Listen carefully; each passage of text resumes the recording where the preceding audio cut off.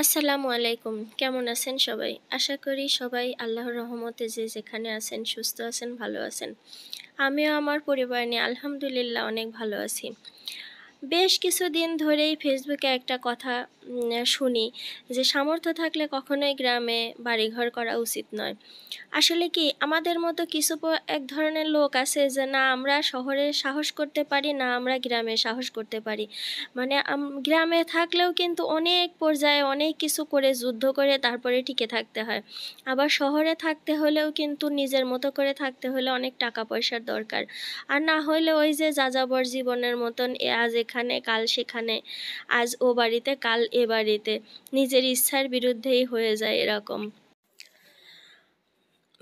হঠাৎ করেই গ্রামের বাড়িতে গিয়েছিলাম। মানে রাত্রে 11:30টার সময় ফোন আসছে যে আম বাড়ির বেড়া ভেঙে গেছে। আর কি পাশে গাছ কাটছে, গাছটা আর কেউ কাটে নাই, আমার শ্বশুরই বিক্রি করছে। আর বেশ খানিকটা দূরে বেড়া থেকে গাছগুলা, তারপরে এভাবে করে ভেঙে ফেলছে। আপনারা হয়তো ভিডিও দেখলেই খেয়াল করবেন। তো যাই হোক, শ্বশুর বেঁচেই আছে। শ্বশুর এরকম থাকতেই শ্বশুরের দিয়ে মানে সয়-শরিকরা এরকম করে। আর হয়তোবা যদি বাঁধা ধরা গ্রামেই থাকতাম তাহলে এরকম করতে পারতো না, কিন্তু আসলে থাকতেও তো পারি না। আর ওই যে দেখছেন রঙিন টিনের বেড়াটা, ওইখানে ছিল একটা ঘর। তো ঘরের এই পাশে আমরা বেড়া দিয়ে নিয়েছিলাম, আর এই যে কিছু পরিমাণ গাছ লাগিয়েছিলাম।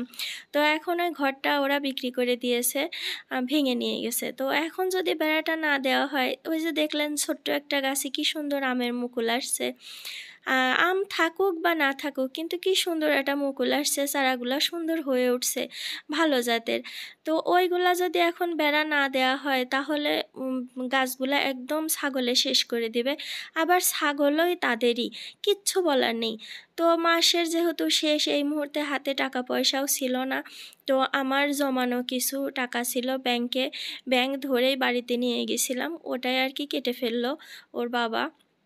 কাটার পরে এই যে গুনলাম আর কি, প্রায় 10,000 মতো টাকা হয়েছে, ফুলফিল 10,000 হয়নি। তো যাই হোক, বেড়াটা দেয়া হয়ে যাবে আলহামদুলিল্লাহ। তারপরে দুজনে মিলে বাজারে গিয়ে টিন কিনে নিয়ে আসছি। আসলে ওইটুকু আর ক্যাপচার করা হয়নি। আর এদিকে মিস্ত্রিরা কাজ করছে। তো মিস্ত্রিদের দুপুরে খেতে দিতে হবে। ভেবেছিলাম যে বাসা থেকে অবশ্য যাওয়ার পথে চাল ডাল কিছু মানে যা রান্না করতে লাগে আমি সবসময়ই নিয়ে যাই। তো ডাল রান্না করতে চেয়েছিলাম, পাশের বাসার এক কাকি আবার দিয়েছে সিম। তো ওইখান থেকে সিম আর আলু আমি বাসা থেকেই নিয়ে গিয়েছিলাম, যাওয়ার সময় আলু দিয়ে ভাজি করলাম। আর ওর বাবা টিন কেনার সাথে সাথে একটা মুরগি নিয়ে আসছে, সেটা ওই যে প্রসেস করছে ওইখানে, সেটা আমাকে রেডি করে দিলে আমি মুরগিটাও রান্না করব। তো যেহেতু মিস্ত্রি আছে, ওদের খেতে দিতে হবে।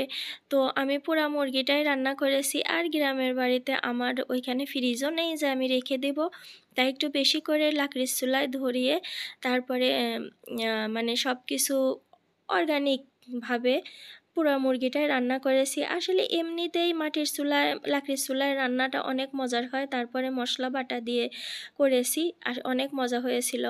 আসলে 2টা দিন বাড়িতে ছিলাম, অনেক আনন্দের সাথেই ছিলাম। আর ইচ্ছা করে জানেন, আমার খুব ইচ্ছা করে যে আমি গ্রামে বসবাস করি, নিজের বাড়ি ঘরে বসবাস করি নিজের মতো করে।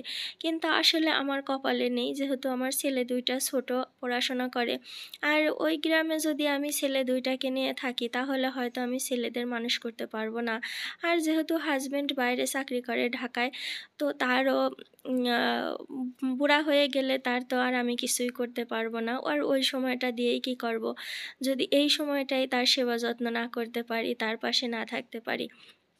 তো যাই হোক, নিজের আনন্দ চাওয়া পাওয়া সব কিছু বিসর্জন দিয়েই হাজব্যান্ডের কাছে থাকি, তার সুবিধার জন্য আর ছেলেদের পড়াশোনার জন্য। তো এইখানে আমি মাটির চুলায় মাংসটা অনেক সুন্দর করে কষিয়ে নিয়েছি, আমার মাংসটা হয়ে গেছে। আর আপনাদের সাথে হয়তো আমি ওই মিস্ত্রিদের খাওয়া বা কিভাবে পরিবেশন করলাম কোনোটাই শেয়ার করি নাই। খুব ইচ্ছা ছিল শেয়ার করব। আসলে করে আস্তে আস্তে আমি সবই শেয়ার করব, আমার গ্রামের বাড়ির পরিবেশ, গ্রামের বাড়ি, এখানে থাকা। কিন্তু এখন ওই যে আমি তো ভিডিও করি একটু চুরি চুরি করে, কারণ আমি তেমন পপুলার না ভিডিও করতে গেলে। এখন তো সবাই বুঝে, ফোনটা ধরতে গেলেই বুঝে যে হয়তোবা ব্লগিং করছে হয়তোবা। তারপর এটা ছিল বিকালের ভিডিও। বিকাল বলতে বিকালের পরই সন্ধ্যার আগ মুহূর্তে এত পরিমাণ ঝড় উঠে আসছে, প্রচুর পরিমাণে ঝড়। মিস্ত্রিদের কাজ করা শেষ, টিনের বেড়াটাও দেওয়া হয়ে গেছে। আর ওই যে ঘরের পুতাটা দেখছেন, ওটাও কোনো এক সময় ভেঙে ফেলা হবে, ওটা আমাদের না, আর লাগবেও না। তো ঝড় উঠে আসছে এই মুহূর্তে। ওই যে টিনের একটা গেট করছে, গেটের নিচে অনেকখানি ফাঁকা, সেটা আমি দেখাইনি, আর শুধুমাত্র বলছি আমার বড় ছেলে আর ছেলের বাবা দুইজনে মিলে ভরাট বালি বস্তায় করে ওইখানে দিচ্ছে, আর ছোট ছেলে একা একাই এনজয় করছে। মানে গ্রামের প্রতি টান সবচাইতে বেশি আমার ছোট ছেলের। আমার ছেলেকে যদি বলি যে আব্বু চলো কক্সবাজার থেকে ঘুরে আসি, কক্সবাজার যাবা নাকি গ্রামের বাড়ি যাবা, ও বলবে গ্রামের বাড়ি যাব। মানে ওর এতটাই ভালো লাগে। তারপরে দেখছে যে একটু মেঘ মেঘ ভাব, ঝড় উঠে আসছে, অনেক বাতাস হচ্ছে, মানে ও মনে হচ্ছে বাতাসের সাথে সাথে উড়ছে। তো আমারও খুব ভালো লাগে। আসলে আমার আর আমার ছোট ছেলের অনেকটাই মিল আছে। আমাদের খুব ভালো লাগে গ্রামের পরিবেশটা, কিন্তু আমরা থাকতে পারি না, হয়তো ভাগ্যে নাই। এই যে দেখেন বাতাসে কি অবস্থা, পাতাগুলা কীভাবেই ঘুরছে। আসলে ক্যামেরার থেকে বাস্তবে অনেক বেশি ছিল।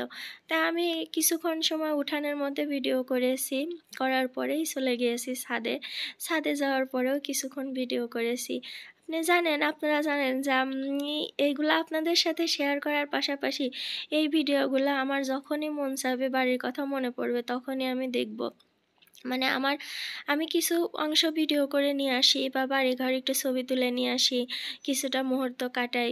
ওইগুলা আমি কি করি, যখন আমার খুব খারাপ লাগে, গ্রামের কথা মনে পড়ে, তখন আমি নিজেই মোবাইলে এগুলা দেখি। আর সবার চাওয়া তো এক হয় না। আমার না গ্রামের পরিবেশ, গ্রামে থাকা নিজের মতো করে, এটা খুবই ভালো লাগে, মানে অনেক আনন্দের। আর জানেন গ্রামে গেলে পরে একটা ঘরের মধ্যে যদি আমি কিছুক্ষণ, মানে আমার ঘরে যখন আমি ঘুমাই তখন আমি অনেক পরিতৃপ্তির ঘুম দিই, শোয়ার সাথে সাথে ঘুমিয়ে যাই। তাই ছেলেদের বাবাও বলে যে আসলে তুমি বাড়ি আসলে অনেক ভালো ঘুমাও।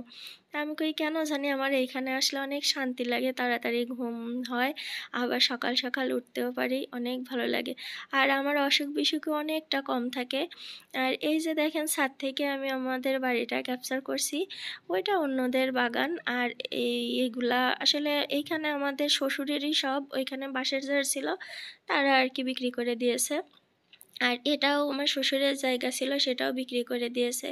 আর দেখেন এত ছোট একটা গাছে সুন্দর ফুল আসছে, আমের মুকুল আসছে। আর আসলে যেহেতু আমরা থাকি না, একজনের কাছে চাবি দেওয়া পানি দেওয়ার জন্য, সে দেয়, কিন্তু আমরা যদি থাকতাম তাহলে হয়তো বা প্রত্যেকটা গাছেই বল আসতো।